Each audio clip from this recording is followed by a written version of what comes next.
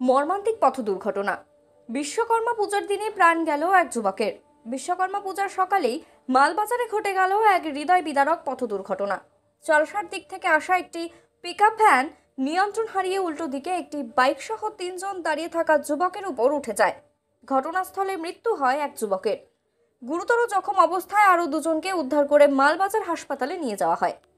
Police সূত্রে জানা গিয়েছে, মৃত যুবকের নাম পাপ্পু চন্দ্র বর্মন, বাড়ি কোচবিহার জেলার দিনহাটা থানার শোলমারি এলাকার বাসিন্দা।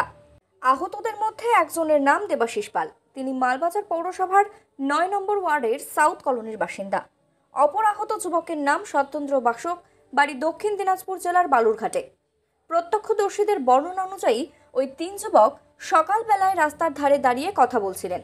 হঠাৎই একটি বেপরোয়া পিকআপ ভ্যান উল্টো দিক থেকে এসে তাদের সজোরে ধাক্কা মারে। জানা গিয়েছে, 3 জনই মালবাজারের রাইক্সিং পেট্রোল পাম্পে কর্মরত ছিলেন। ঘটনার পর মুহূর্তের মধ্যে এলাকায় ব্যাপক উত্তেজনা ছড়িয়ে পড়ে। স্থানীয়রা আহতদের উদ্ধারে ঝাঁপিয়ে পড়েন। খবর পেয়ে দ্রুত ঘটনাস্থলে পৌঁছয় মালবাজার দমকল কর্মী ও মালবাজার থানার পুলিশ। মৃতদেহটি উদ্ধার করে মালবাজার হাসপাতালে মর্গে পাঠানো হয়েছে এবং আহতদের হাসপাতালে ভর্তি করা হয়েছে। পুলিশ জানিয়েছে, পিকআপ ভ্যানটিকে আটক করা হয়েছে এবং চালককে খুঁজে বের করার চেষ্টা চলছে। সড়ক দুর্ঘটনার এই ঘটনায় মালবাজার জুড়ে নেমে এসেছে শোকের ছায়া।